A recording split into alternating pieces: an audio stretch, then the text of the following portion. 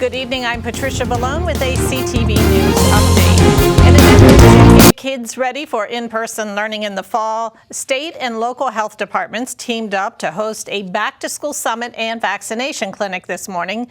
CTV's Katira Jones is at FedEx Field in Landover with more. Well, backpacks and school supplies are critical for a child's successful start of a new school year. But this year, state and local leaders want to encourage all eligible students to get vaccinated from COVID-19 before they head back inside the classroom. We prepare now for the start of the school year. We're holding back-to-school clinics throughout the state, including 9 at Prince George's County schools. Last week, we also launched the Don't Wait, Vaccinate, a public health campaign to encourage parents and guardians to make sure that their children get caught up on those routine immunizations. And so for me, it is incumbent upon me to share with you the importance of making sure children who are 12 and older and their parents and family members get the COVID-19 vaccination. While you are getting your backpacks and school uniforms, notebooks, and pencils, we too need you to still also get that vaccination. And we have gone one step further in Prince George's County, and that is to require that all staff members will also receive the vaccination or will be tested weekly. That's 19,000 employees that I want to make sure are in our schoolhouses daily and are safe around your children. So we've made significant progress in our fight against the pandemic, and I'm proud of our efforts, but please understand this. COVID-19 is still present in our community. We've done so well, but we still have a lot of work to do. We know that the best way to defeat the virus is to get vaccinated. The Prince George's County School District is set to head back inside the classroom on September 8th. Reporting in Landover, Katira Jones, CTV News. And for more information on vaccinations, you can visit Prince George's Health Department's website. As the Delta variant continues to spread here in Maryland and nationwide, the county's top leader continues to encourage residents to get vaccinated. County Executive Angela Alsobrooks says anyone who is eligible should get the vaccine. The best way forward for us is that people have got to get vaccinated. The virus is still among us. Because many of us have not gotten vaccinated, it turned to a variant. And so the only way truly to get this out of our community for good is for people to get vaccinated. It's now becoming not just a pandemic, but an endemic, meaning something that we're going to have to live with for a while. And state health officials report 851 new COVID-19 cases in the last 24 hours. 3 deaths have been reported as well. The statewide death toll is now approaching 9,700. 611 people are currently hospitalized with the virus. A day after the Afghan government collapses, President Biden stands by his plan to withdraw U.S. troops. For much of the day on Monday, Kabul airport was a chaotic scene with thousands of Afghans rushing boarding gates and the tarmac, hoping to find a flight out of the country. At one point, several Afghans clung to the side of a U.S. military plane as it took off. At least 6 died. Some fell from the plane as it took off, and at least 2 were shot by U.S. soldiers trying to contain the crowds. At the White House, President Biden said the Taliban takeover happened much faster than anticipated, but doubled down on his decision to withdraw troops. I stand squarely behind my decision. After 20 years, I've learned the hard way that there was never a good time to withdraw U.S. forces. That's why we're still there. We were clear-eyed about the risks. We planned for every contingency, but I always promised the American people that I will be straight with you. The truth is, this did unfold more quickly than we had anticipated. So what's happened? Afghanistan political leaders gave up and fled the country. The Afghan military collapsed, sometime without trying to fight. If anything, the developments of the past week reinforced that ending U.S. military involvement in Afghanistan now was the right decision.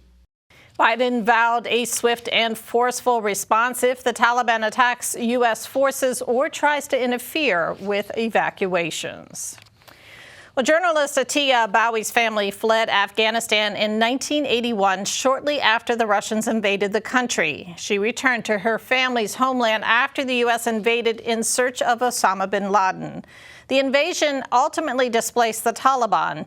Bowie spent several years there working as a foreign correspondent for CNN and NBC. In the first of a three-part interview, she talks about Biden's decision to withdraw U.S. troops after 20 years in Afghanistan and the return of the Taliban. It's a horrible situation right now. It's a devastating situation. It's a humanitarian crisis, and we are just in the beginning of it. We have abandoned people that we told we would never abandon. I was there on the ground for 5 years, 5+ years, going in and out after my time living there.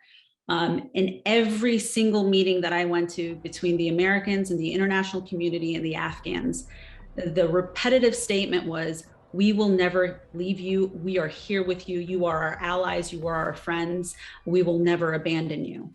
And we did the complete opposite. I'm terrified for my friends right now. I'm terrified for them. The Taliban are literally out their doors. And I mean that, and I don't mean that figuratively. I have a female politician who told me the Taliban had come, put 2 Taliban guards outside of her door. That number has increased to 3 or 4 to make sure that she doesn't escape.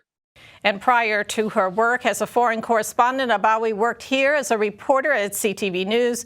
Tomorrow, in the second part of her interview, she'll discuss how the U.S. withdrawal and Taliban takeover could affect Afghan women. Meantime, Governor Hogan says Maryland is ready and willing to receive more Afghan interpreters. In a video statement, Hogan said he expects to receive at least 180 Afghan nationals through Operation Allies Refuge. The operation provides special immigrant visas to Afghan and Iraqi nationals who have contributed to U.S. efforts, whether through translation, interpretation, or other vital services. Many of these Afghan citizens, our allies, bravely risked their lives to provide invaluable support for many years to our efforts as interpreters and support staff, and we have a moral obligation to help them. For their service, these allies, their immediate families, are eligible to receive special immigrant visas to the United States.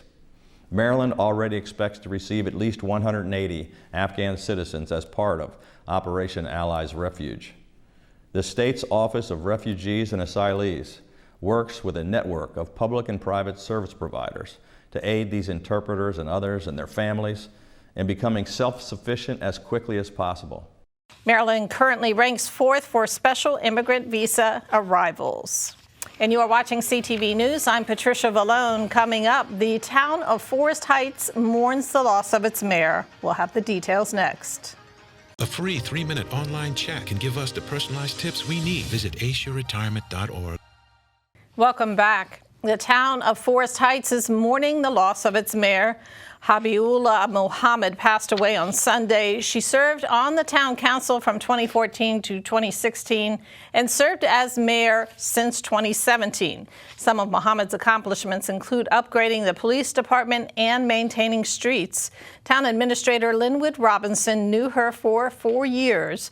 Robinson says she always made time for constituents. It's almost like she was the mother of the town in that sense. Everyone knew her. Everyone knew her vehicle when they saw her. And sometimes it was unfortunate because they would stop her to say, well, you know, my trash wasn't picked up last week, or there's a pothole in front of my house. And so for somebody who's just trying to do their thing and go from, you know, point A to point B, they might look at it as a nuisance, but the truth is she was that kind of mayor. And funeral arrangements are still being made for Mohammed. Currently, the president of the town council is serving as acting mayor. Well, it has been 3 days since a massive deadly earthquake struck Haiti, and now residents of that island nation are grappling with downpours from Tropical Depression Grace. Those rains are hampering rescue and recovery efforts on the island. More than 1,400 people were killed in that 7.2 quake that hit on Saturday. One of the groups working with relief efforts is the organization Mobilize for Haiti, which was founded after the 2010 earthquake. This is going to be a long haul type of effort. Okay, so we're in the initial phase. That's the rescue, the search and rescue phase. We're going to be there through the search and rescue phase, the recovery phase, the reconstruction phase. There will be a need to build housing. There'll be a need to build temporary shelter and then have permanent housing constructed for the survivors who've been displaced from their homes. So this is like a 3 to 5 year, type of response. We're not here to just, bring basic supplies in the beginning and then walk away. We're here for the long haul. And for more information or to learn how you can help, you can go to mobilizeforhaiti.org. A final farewell today for Maryland firefighter Joshua Laird. Funeral services were held this afternoon for Laird, who died last week battling a fire in Frederick County. Governor Larry Hogan called him a true Maryland hero for bravely responding to that blaze. Laird was 46 years old. He's survived by his wife and 2 daughters. Maryland State Police investigate a deadly 3-vehicle crash. It happened yesterday afternoon on Route 1 at Ammondale Road in Beltsville. According to investigators, a man driving a 2017 Chrysler on southbound Route 1 rear-ended another vehicle. The Chrysler then struck another car, which resulted in the death of that driver, 28-year-old Gabriel Martinez of Laurel. No other injuries were reported. Police say speed may have been a factor in the incident. And we will be right back with more news in just a moment. Stay tuned. Find out how to use an awkward silence to help a friend with their mental health at seizetheawkward.org. Thanks for staying with us. Well, according to the Prince George's Chamber of Commerce, about 28% of all businesses in Prince George's County are Black-owned. This is one of them, Foreman Art School in Bowie. But according to the Prince George's Chamber of Commerce, 40% of Black businesses in Maryland did not weather the pandemic and went under. David Harrington of the Chamber is calling for coaching, capital, and granting. Number one, we have to provide then the technical assistance to Black businesses so that then they can get their books and other kind of what's called backroom infrastructure in line so that they can respond in a meaningful manner. The number one thing that Black businesses always say is access to capital.